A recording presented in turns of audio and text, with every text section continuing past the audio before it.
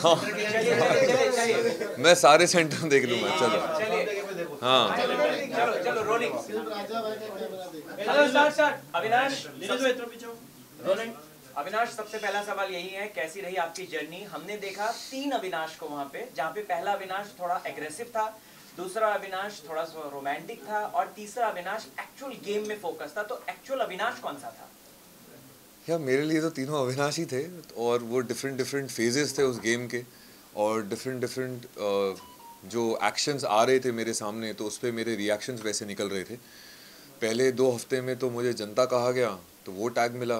तो वो उसके बाद जब उससे उभरा तो मुझे फेंस सिटर कहा गया, फिर उससे उभरा तो फिर जाके ऐसा मैंने सुना अंदर, पूजा जी ने मुझे बोला कि मुझे तुम्हारा प्रोग्रेस दिख रहा है, अब गेम में तुम्हारा प्रोग्रेस बिल्कुल ऐसा है।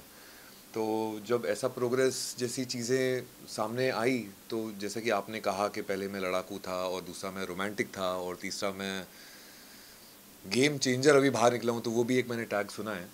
तो जो भी है वो मेरी पर्सनालिटी का ही हिस्सा है, और वो मैंने ग्रेसफुली एक्सेप्ट किया। अगर आप ये 3 अविनाश को देखें तो तीनों अविनाश मेरा ही हिस्सा थे। मैं किसी से नकारूंगा नहीं और ना नहीं बोलूँगा कि नहीं ऐसा मुझे तो नहीं लगा। डेफिनेटली यस, मैं जैसा दिखा हूँ वो मैं हूँ।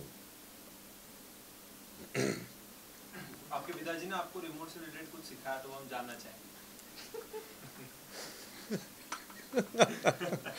मुझे पता था यही पूछेगा।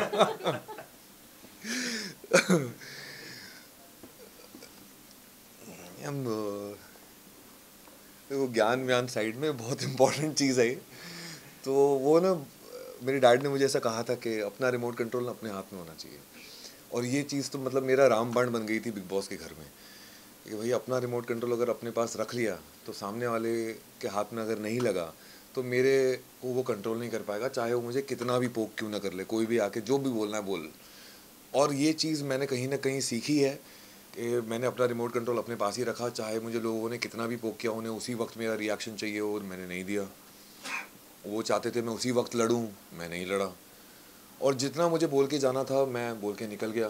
क्योंकि उस रिमोट कंट्रोल का बेसिक ये है कि किसी के और के हाथ में अगर रिमोट कंट्रोल चले जाएगा तो सामने वाला चैनल चेंज करेगा, सामने वाला वॉल्यूम बढ़ाएगा, फिर मेरा वॉल्यूम बढ़ेगा, फिर मेरे चैनल स्विच होंगे, फिर वो अविनाश दिखूंगा मैं जो मैं हूँ नहीं। तो वो मुझे नहीं दिखना। अपना कंट्रोल, रिमोट कंट्रोल ना अपने पास होना चाहिए बस। अविनाश, जिस मोमेंट पे एल्विश की एंट्री हुई थी घर में, उस मोमेंट पे आपको कहीं ऐसा लगता है कि जो आपका कंट्रोल, रिमोट कंट्रोल है, कहीं ना कहीं आप उससे बाहर जा रहे थे, या फिर वो कंट्रोल कहीं ना कहीं उनके हाथ में आ रहा था? Because you were reacting as such, जो कि वो रिएक्शंस काफी ज्यादा हो रहे थे। नहीं नहीं, एल्विश के मैंने एंट्री पे बिल्कुल रिएक्ट नहीं किया। मैं तो उसके साथ एक बिल्कुल नॉर्मल कंटेस्टेंट की तरह था।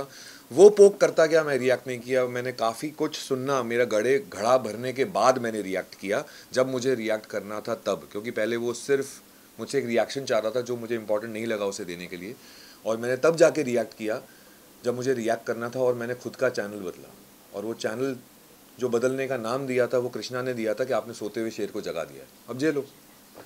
अविनाश, हमने देखा आपने किस तरीके से फर्स्ट वीक में ही फलक के साथ अच्छी दोस्ती कर ली थी, लेकिन फलक के साथ बैठकर आपने कुछ नेम कॉलिंग दी थी। जैसे कि आपने अभिषेक और फलक, आप लोग बात कर रहे थे तो अभिषेक को गे बोला गया उस समय है? हाँ, फलक ने बोला है, और साथ ही साथ आपने बोला गे नहीं, जनानी, जनानी है वो, चेहरा वैसा दिखा। अच्छा वैसे, ओके हाँ। उस बारे में क्या कहेंगे? हाँ, तो वो जनानी शब्द मैंने दिया था, जी श्योर ना? यस यस क्योंकि मैं उस पर कमेंट करूं फिर? यस यस, हाँ। फलक ने भी बोला। हाँ, क्योंकि उसकी हरकतें उस तरीके की लगी मुझे कि वो उस तरीके के हरकतें कर रहा है घर के अंदर, जो मुझे वैसा नाम देने के लिए मैंने सोचा होगा। और उस घर में लाइफ इतनी फास्ट चलती है कि मुझे एक्चुअली पूछना पड़ रहा है आपसे कि मैंने ही बोला था ना, फॉर श्योर, क्योंकि फिर मैं उस पर कमेंट कर सकूं पूरी उसके साथ, क्योंकि जो मैंने बोला है I live up to that. तो वो अभिषेक के रिएक्शन और उसके बिहेवियर की वजह से ही मुझे ऐसा लगा था।